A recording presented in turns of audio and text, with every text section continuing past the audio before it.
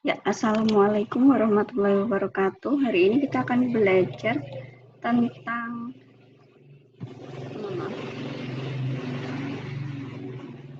hari ini kita akan belajar vitamin B1, B2, B3, B5. Ibu akan membagi menjadi 2 rekaman. Jadi ada B1, B2 dulu, baru B3, B5. Biar tidak terlalu panjang.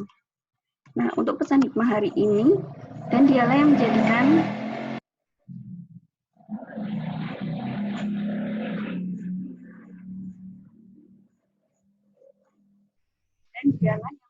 kebun-kebun yang berjunjung dan tidak berjunjung, pohon kurma, tanaman-tanamannya bermacam-macam buahnya gitu ya, dari Al-An'am 141.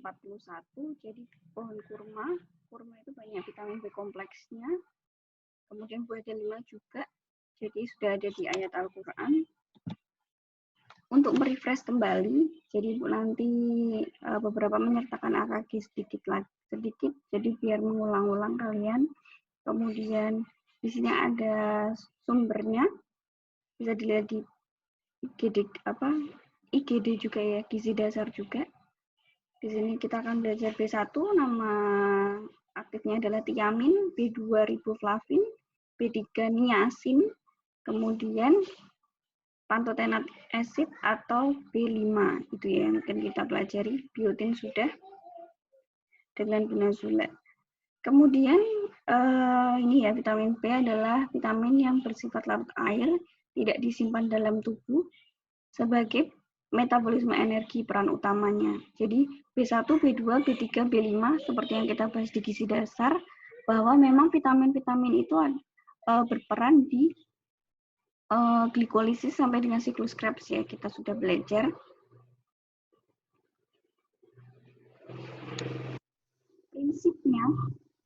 Prinsipnya adalah vitamin B1, 2, 3, 5 itu berperan untuk koenzim.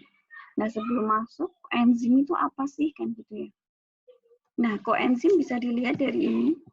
Koenzim, jadi tanpa koenzim, misalnya nih ada enzim, kemudian ada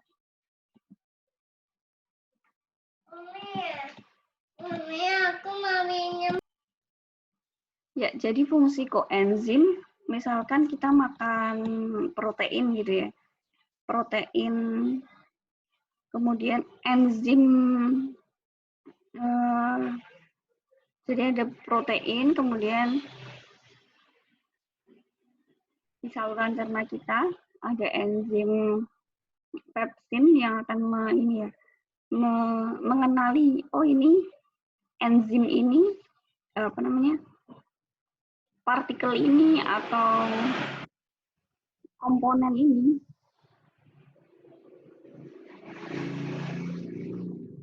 jadi komponen ini nih yang akan bereaksi dengan bantuan saya. Misalkan saya itu si enzim itu ya. Nah, kemudian protein ini kan tidak akan bisa pecah tanpa adanya enzim ini.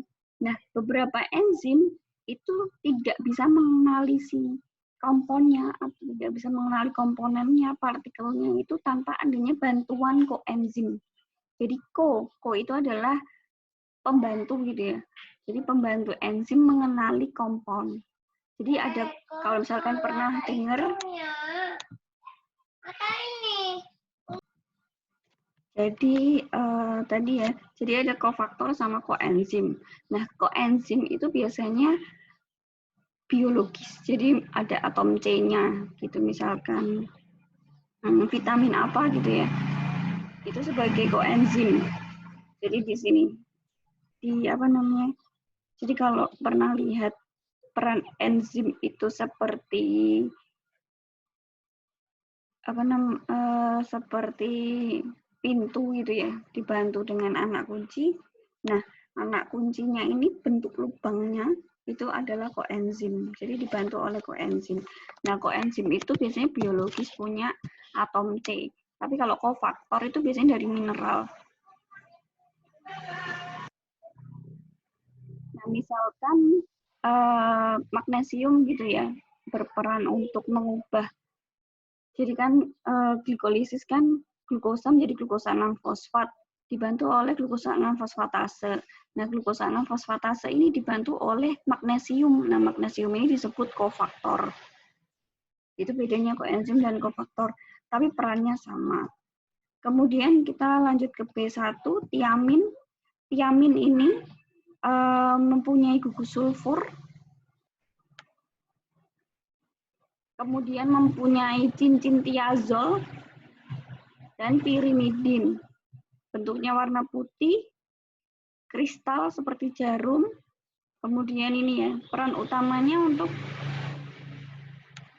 pertumbuhan, perkembangan tentu karena dia berperan sebagai metabolisme energi, tentu untuk pertumbuhan dan perkembangan. Kemudian Ibu nanti akan jelaskan juga tentang pemeliharaan jaringan syaraf. Nah, ini strukturnya ya.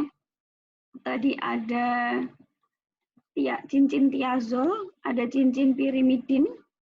Kemudian di tiazol ini yang karbonnya berperan lebih reaktif. Kemudian untuk penyerapannya, absorpsinya itu tiamin polifosfat. Jadi di makanan itu banyaknya adalah bentuk tiamin polifosfat. Nah, kemudian akan dihidrolisis menjadi tiamin bebas oleh enzim fosfatase di saluran cerna. Lebih ke di usus halus. Kemudian akan diserap secara aktif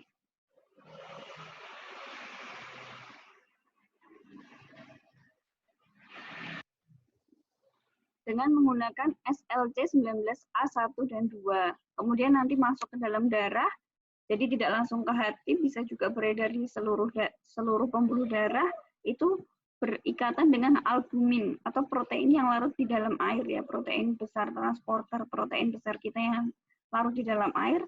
Jadi mengapa tiamin ini memang larut di dalam air, kemudian dikeluarkan lewat urin. Itu untuk penyerapannya. Nah, nanti penyerapannya setelah tiamin bebas tadi diserap, dia akan diikat oleh ditambahkan ATP, kemudian menjadi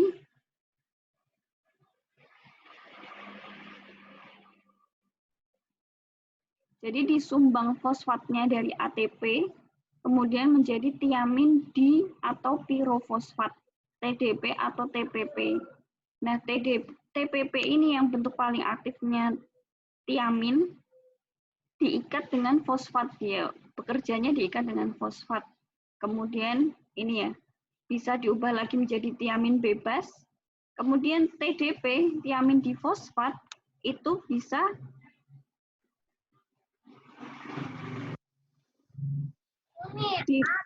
dibantu oleh TDP ATP fosforil transferase diubah menjadi tiamin trifosfat atau TTP.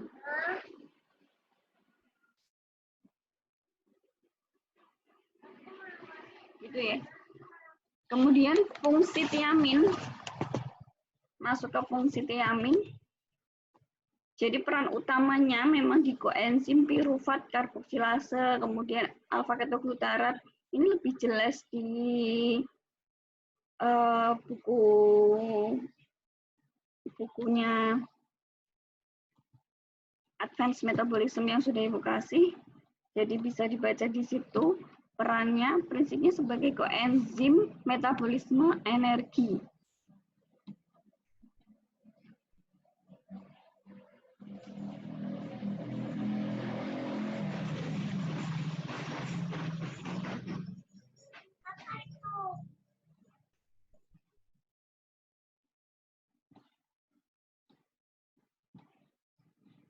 Nah, di sini ya, di buku Advanced Nutrition-nya Sharon Gruber yang sering Ibu pakai.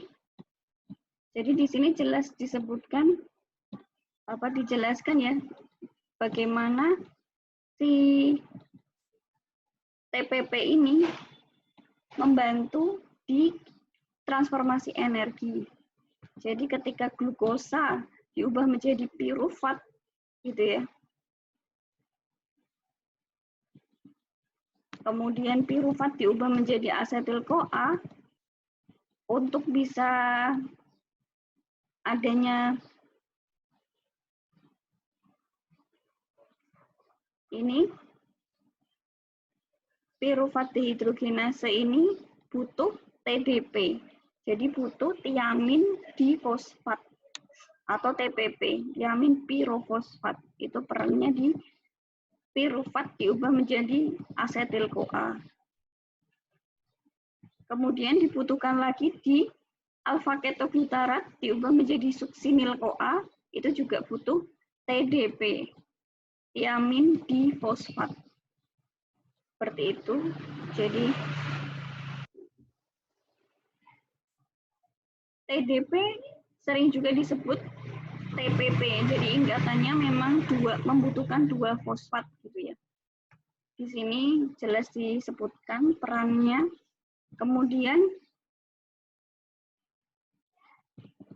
peran selain ini, kita kembali ke ini. Jadi ini tadi kan prinsipnya lebih ke pirufat menjadi asetil-CoA. Nah ini peran jelasnya di sebelah sini. Membutuhkan TDP, disebut juga TPP.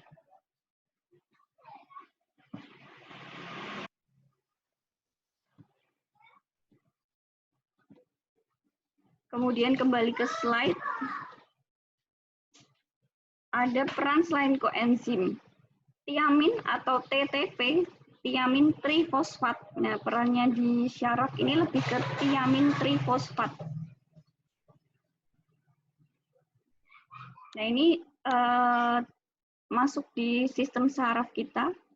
Makanya kenapa kalau misalkan ada gangguan syaraf, biasanya juga diberikan vitamin B kompleks, utamanya B1. Karena vitamin B1 atau tiamin ini rilis respons to stimulasi nervous system. Jadi sistem syaraf kita dibantu oleh tiamin. Kemudian tiamin tadi mengubah aktivitas elektrikal yang ada di sistem syaraf. Jadi neurotransmitternya bisa jalan, mengaktifkan klorida transport untuk jalannya si neurotransmitter. Seperti itu tiamin, kemudian defisiensinya berdampak pada beriberi, kemudian sumber-sumbernya kita sudah pernah bahas di gizi dasar. Kemudian kita lanjut ke riboflavin. Riboflavin tidak sebenarnya lebih perannya di koenzim juga. Di koenzim juga ya. Si riboflavin ini. Jadi riboflavin senyawa vitamin B yang tersusun atas 3 cincin isoaloksasin, flavin, kemudian ribitol, gula alkohol. Perannya sebagai koenzim dalam bentuk flavin. Jadi FMN ini nanti akan diubah menjadi FAD. FAD kita tahu sebagai koenzim di dalam siklus Krebs ya. Jadi kembali ke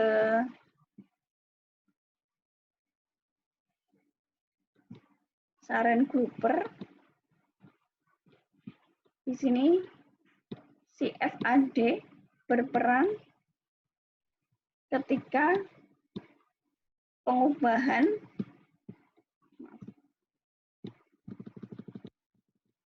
ini ya, suksinat menjadi fumarat membutuhkan koenzim FAD. Nah, FAD ini bahan dasarnya adalah vitamin B2.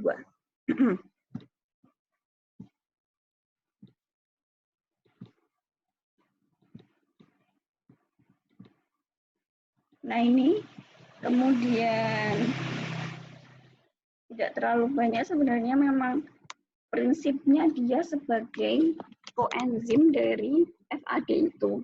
Nah, untuk penyerapannya diserap setelah degradasi protein dalam saluran cerna, kemudian diserap dengan mekanisme energi, jadi butuh energi untuk menyerap si riboflavin, kita butuh ATP, kemudian dari sodium dependent carrier, jadi masuknya ke basolateralnya sel enterosit itu butuh pompa sodium.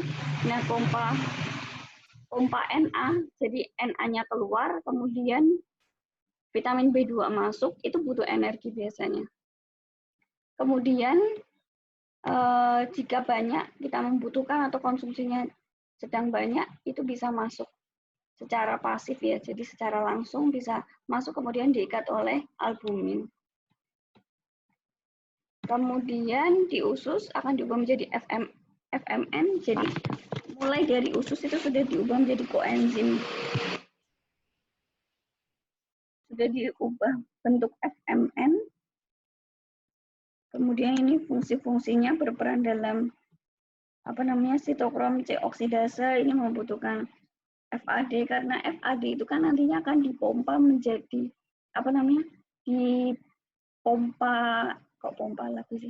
masuk ke jalur transfer elektron ya. Dia akan diubah menjadi, jadi dipompa proton elektron di dalam transfer elektron itu kan si FAD akan diubah menjadi 2 ATP kan gitu. Nah, di situ perannya. Mungkin itu dulu untuk ini. Next video Ibu akan merekam mengenai B3 dan B5.